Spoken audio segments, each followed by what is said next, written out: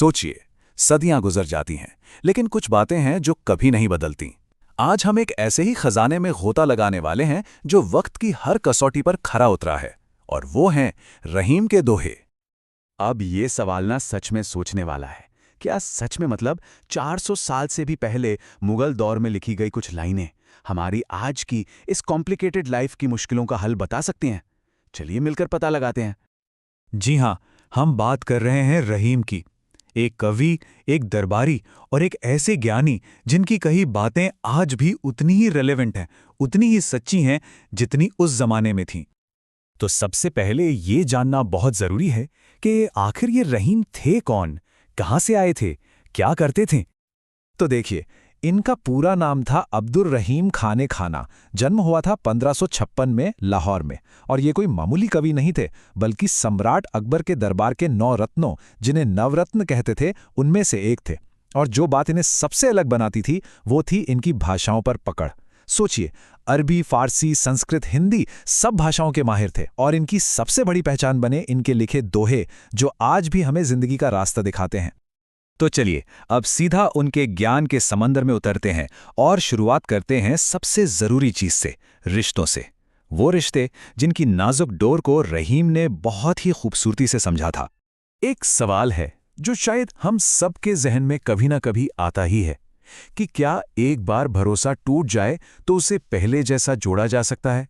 क्या वो रिश्ता फिर से वैसा हो सकता है? चलिए देखते हैं रहीम इस बारे में क्या कहते हैं। रहमन धागा प्रेम का, मत तोड़ो चटकाए, टूटे से फिर न मिले, मिले गांठ परी जाए।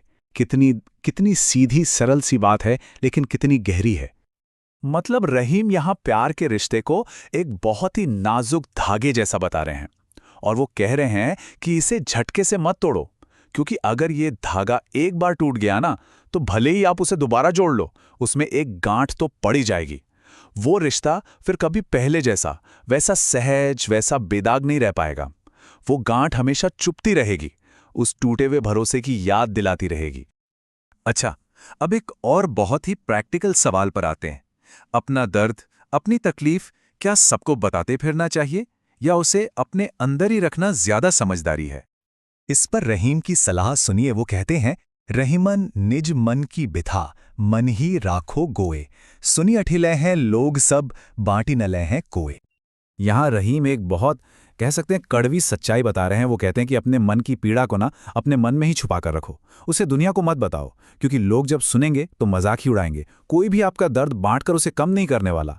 ये इंसानी फितरत पर एक बहुत बड़ी बात कह गए हैं। चलिए अब थोड़ा और आगे बढ़ते हैं। अब देखते हैं कि रहीम हमें चीजों को देखने का, यानी कि पर्सपेक्टिव का सही तरीका कैसे सिखाते हैं। किस चीज को कितनी अहमियत देनी है, कहाँ ध्यान लगाना है, ये सब। आज की जो ये भागदौड़ वाली दुनिया है ना, उसमें ये सवाल बहुत जरूरी हो जाता है। हम सब एक साथ सब कुछ हासिल कर लेना चाहते हैं ना, पर क्या एक चीज पर फोकस करना ही कामयाबी की असली चाबी है? इस पर रहीम का क्या कहना है, सुनिए। एके साधे सब सधे, सब साधे सब जाए, रहीमन मूलही सींचिबो, फूले फलाए अघाए। वाह, क्या कमाल का दोहा है ये। रहीम समझा रहे हैं कि एक बार में एक ही काम को पूरा करने पर ध्यान लगाओ। अगर सब कामों के पीछे एक साथ भागोगे तो कुछ भी हाथ नहीं लगेगा। और उदाहरण देखिए कितना प्यारा दिया है कि सिर्फ पेड़ की जड़ में पानी देने से ही पूरा पेड़ फूलों और फलों से लद जाता है ना? ठीक वैसे ही अगर अपने मेन गोल, अपने रूट पर फोकस करोगे तो बाकी चीजें अपने आप ठीक हो जाएंगी।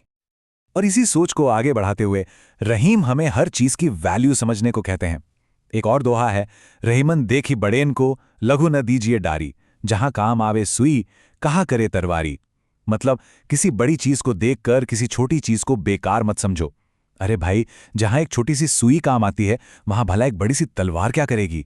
हर चीज की अपनी जगह है, अपना एक खास काम है। तो अब जरा खुद इस दोहे की कला पर ही बात कर लेते हैं। रहीम अपने इस लिखने की कला के बारे में खुद क्या कहते हैं?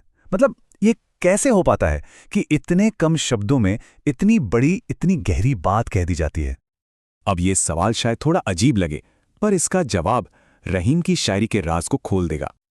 और ये जो तुलना है ना, कमाल की है। रहीम कहते हैं, दीर्घ दोहा अर्थ के, आखर थोरे आही, जो रहीम नट कुंडली, सिमिट कूद चढ़ जाही। वो अपने दोहे की तुलना कर रहे हैं एक कलाबाज से। सोचिए, जैसे एक कलाबाज करतब दिखाने के लिए अपने शरीर को एकदम सिकोड़ लेता है और फिर ऊंची छलांग लगाता है, ठीक वैसे ही उनका दोहा भी बहुत कम अक्षरों में सिमटकर बहुत गहरे, बहुत बड़े मतलब तक पहुंच जाता है। कम से कम में ज्यादा से ज्यादा कहना, असल कला तो यही है। और अब हम आते हैं रहीम के सबसे मशहूर और शायद सबसे बेहतरीन दोहे पर। एक ऐसा दोहा जो हमें दिखाता है कि एक ही शब्द में कितनी ताकत हो सकती है। इसे जरा ध्यान से सुनिएगा। रहमन पानी राखिए, बिनु पानी सब सून, पानी गए न ऊबरे, मोती मानुष चून। अब जरा इस दोहे की गहराई देखिए। रहीम कह रहे हैं कि पानी बचाकर रखना चाहिए, क्योंकि बिना पानी के सब कुछ बेकार है। और फिर वो बताते हैं कि यही एक पानी शब्द 3 अलग अलग चीजों के लिए कितना जरूरी है। देखिए, मोती के लिए पानी का मतलब है उसकी चमक। बिना चमक के मोती तो बस एक पत्थर है। इंसान के लिए, मनुष्य के लिए पानी का मतलब है उसकी इज्जत, उसका सम्मान। बिना इज्जत के इंसान की क्या कीमत। और चूने के लिए पानी का सीधा सा मतलब है जल, यानी वाटर, जिसके बिना चूना किसी काम का नहीं। मतलब एक ही शब्द पानी, और उसमें रहीम ने 3 अलग अलग दुनियाएं समेट दी। ये दोहा हमें ये सिखाता है कि हर चीज का एक जरूरी गुण होता है, उसका सार।